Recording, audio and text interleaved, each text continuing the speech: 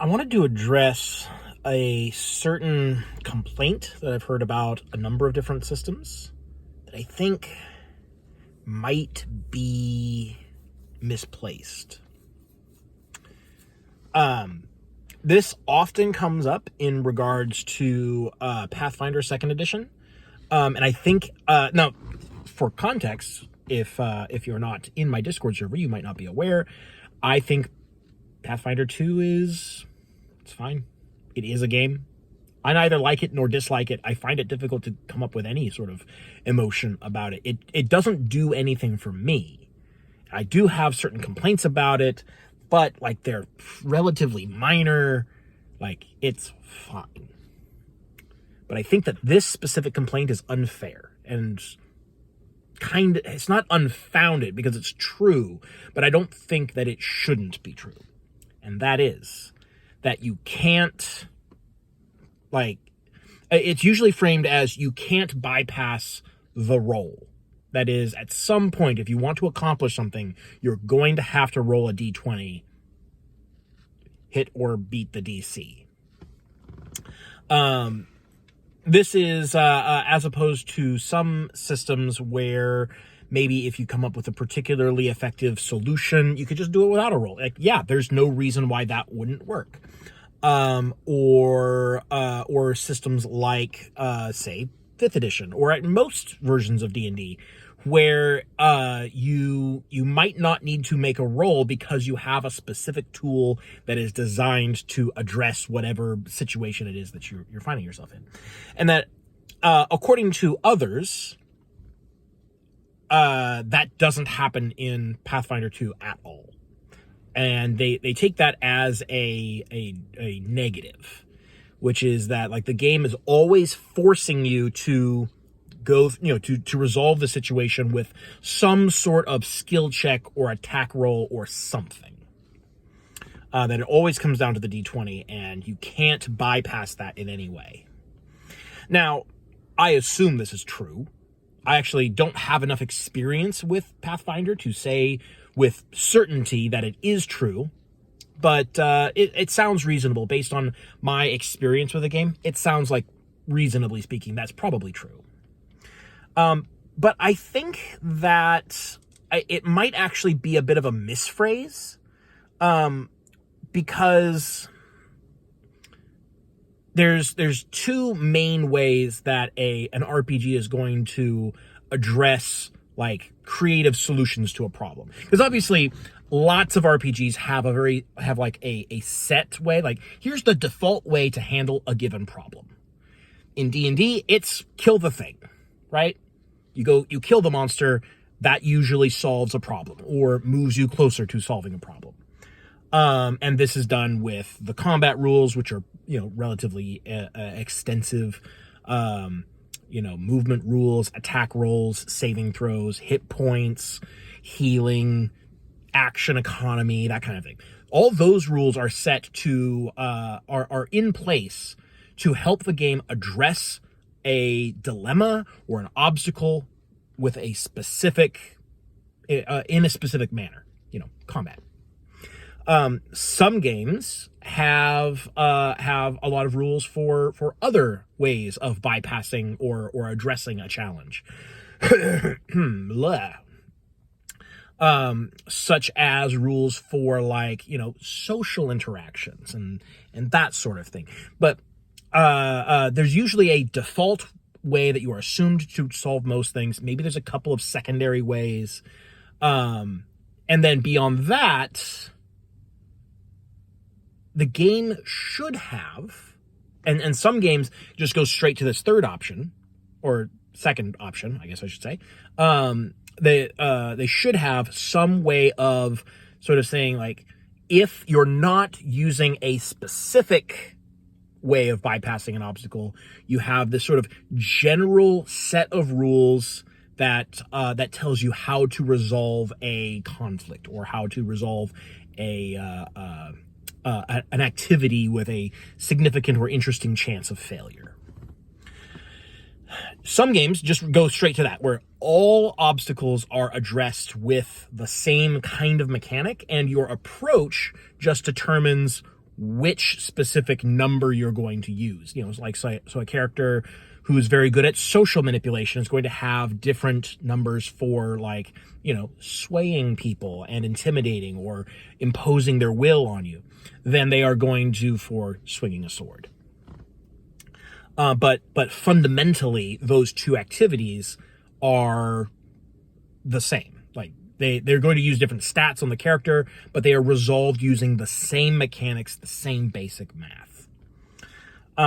And so I think probably what people are actually saying when they complain that Pathfinder doesn't let you bypass the roll, it's saying that Pathfinder is too prescriptive with what role you need to do.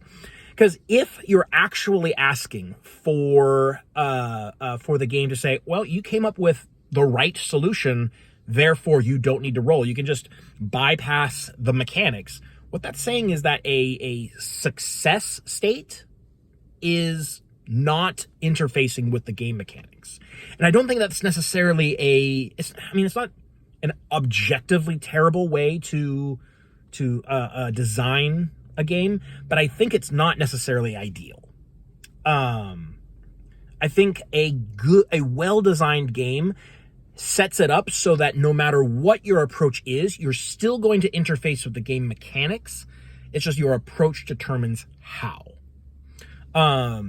Because if a solution causes you to stop interfacing with the game and you automatically succeed, we're going to go straight to the narrative and the mechanics aren't going to interface with this. That feels like, I don't know. It feels incorrect to me. I don't know if I can necessarily articulate why that feels incorrect.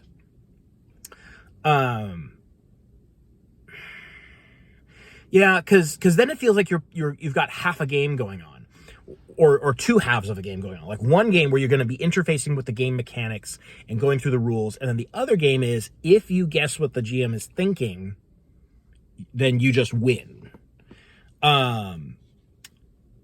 Because you don't want. Actually, I'm going to go ahead and take a step back and take a firmer stance that I think this is actually a bad way to run a game. Now, I'm not saying that everyone who complains about this thing in Pathfinder is necessarily advocating for that, but it is what it sounds like. It sounds like, complaining about Pathfinder always forcing you to go to the dice. It sounds like a complaint against interfacing with the game mechanics. Now, this can actually result in a legitimate complaint when the game doesn't allow a character to specialize beyond a too narrow of a range. Now, obviously, like, you have to have some kind of like bounds on the upper and lower degrees of proficiency for certain skills or actions when you have a skill system like Pathfinder has.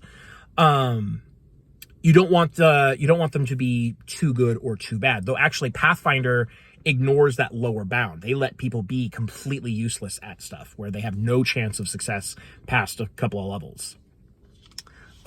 Which I disagree with. I think that's actually a really bad way to approach the game. And this is a full aside. I don't know if I necessarily want to get into this. The reason why you want upper and lower bounds is because otherwise the upper bound becomes the new standard, and then it is false improvement when you get a bonus to those upper things. Whereas the bottom ones just don't exist at all. So you don't have like skills that you're good at and skills that you're bad at. You have skills that you have and skills that you don't have. Real quick on that. But anyways, now I have to figure out what I was freaking saying. Right. So if the game doesn't let you invest into things with a sufficient degree of freedom and customization, then it can feel like you are like it doesn't matter what your approach is. And then that can feel like it's not a restriction of freedom, but sort of a negation of choice. Like, it doesn't matter what your approach is. You're always going to be rolling the same die with the same bonus versus the same DC. so it doesn't matter. Like your choice isn't real, you know what I mean? So that can be a problem. And I think that's probably kind of what people are actually complaining about when they talk about this in Pathfinder. But the way I've seen the complaint, it seems poorly stated, because it appears to be advocating for a design that is not actually good for game design. Because any game design that says stop interfacing with the game I think that constitutes a failure of the game's design. Now, if the designer of the game is not proficient enough in game design to have the mechanics cover every possibility, then that is a solution. It's not a good solution, but it is a solution for allowing people to have the freedom to do whatever, to approach a situation however they want, without having the rules say, no, you can't actually do that. But it's not a really great solution. I would like to point towards games like Blades in the Dark, Scum and Villainy, the Forged in the Dark family of games, as being a great example of a game that inherently covers any possibility. Because whatever your approach is, the player is going to choose one of their action ratings, which are sufficiently different from each other that it definitely feels like a meaningful choice between them.